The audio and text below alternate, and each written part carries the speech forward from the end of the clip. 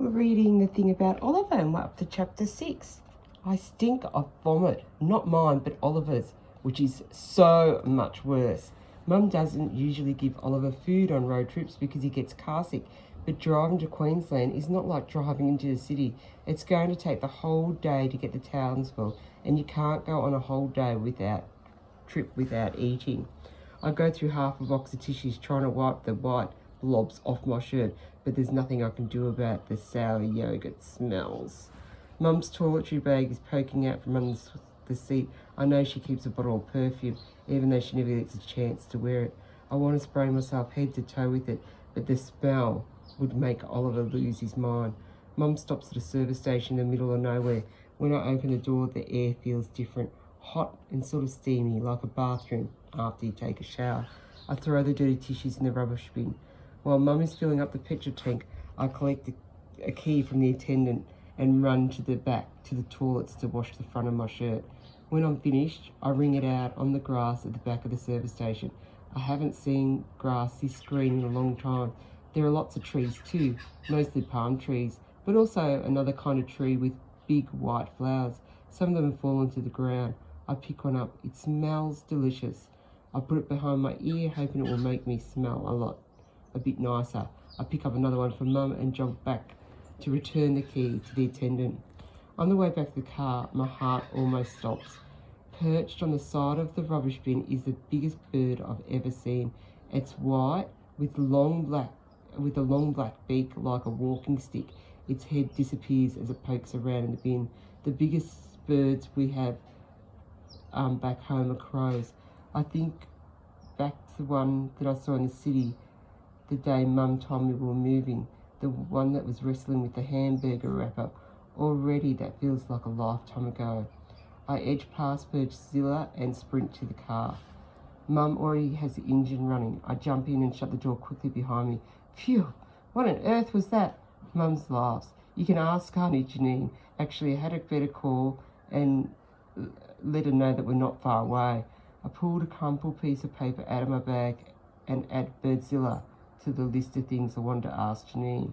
I already wanted to ask her what day rubbish truck comes in Townsville because Mum said she had no idea.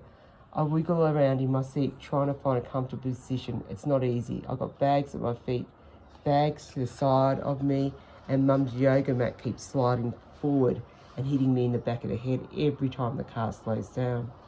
Mum has the most of our bigger stuff like furniture in storage just until we find a place of our own. Everything else though is stuffed into our car. Our car is so jam-packed there isn't even room for a mouse. It's just as well we don't have a mouse or any other pets. I get a horrible sinking feeling in my chest when I think about my neon Tatras. I hope their journey to Helen's wasn't too bumpy and that there are still 12 of them. The day before we left, Helen and her mum came by in their white van to pick up my fish tank. I had written out a whole page of instructions and explained to Helen that she had to check the tank 2 times a day. Mum exchanged email addresses with Helen's mum. Helen had promised to write me and let me know how the fish are doing. I promised to email back with a photo of me snorkeling on the Great Barrier Reef. Just before we left, Mum asked me to do a last-minute check at the house to make sure we hadn't forgotten anything. Without all our stuff, it looked so empty, like we'd never even lived there. Without the kitchen table, it was hard to imagine Oliver ever standing there on a Saturday morning waiting for the rubbish truck. I went back to my room for one last look. Now that it was empty, it looked huge. The carpet newer where my bed and desk drawers had been, and there was a slightly darker patch on the wall where my fish poster had hung. I didn't want to forget living there. I didn't want the house to forget me either, so I wrote my name in tiny letters on the inside of my wardrobe just to be sure. Beside me in the car, Oliver lets out a shriek. He twists and turns in his booster seat like a big marlin caught on a line.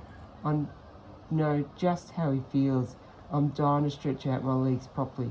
My back aches from sitting in the car for so long. I'm hot and tired and hope we get there soon because I'm sure I cannot stand it much longer. I give him a tissue to tear up before, but he shoves my hand away. I take his spinner and flick it so it spins really fast, but he screams even louder. Hold on, Ollie, Mum fumbles with the dashboard. We're almost there. Loud, cheerful singing fills the car. It's Oliver's favourite song. It's really for toddlers, not 8-year-olds, but he just repeats the same line over and over again. That's why he likes it so much. Oliver stops squirming and stares out the window. The car slows down as we approach a huge roundabout. This time I grab the yoga mat before it whacks me in the head. Then I see, right in the middle of the roundabout, is a massive sign. Welcome to Townsville, capital of North Queensland. We're here! Mum grins at me through the rear vision mirror. All along the roadside, a huge sign advertising things to do in Townsville. I spot a huge billboard of a girl snorkeling in crystal blue water, surrounded by colourful fish of all kinds. Excitement bubbles away from my stomach. That's going to be me soon. Look, Ollie, I tap on the window to get his attention. Water, water, water. I say the word a few times because you never know, one day he might surprise you. Wow, I gaze out the window watching the scenery rush by. Everything is so green. I look across at Oliver, who's smiling. Maybe he's thinking about water, or maybe he's noticed how green it is here too. Mum looks in the rearview mirror and grins at us both. Auntie Janine says they've had a lot of rain. I think about how good it would feel to stand in the pouring rain and get completely soaked. I bet Ollie would love that. Mum is humming along to Oliver's favourite song. She picks up a can of soft drink and takes a swig. I'm about to ask her for a sip when I notice another can on the seat beside me. Grinning with surprise, I pick it up and flip it open. It's not cold anymore, but it still tastes good. Mum looks in the rear vision mirror and winks at me. The flower I gave her is tucked behind her ear like mine. Ready for a fresh start, Tilly girl?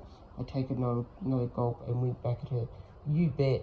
Maybe our family can do change. And that's the end of chapter 6.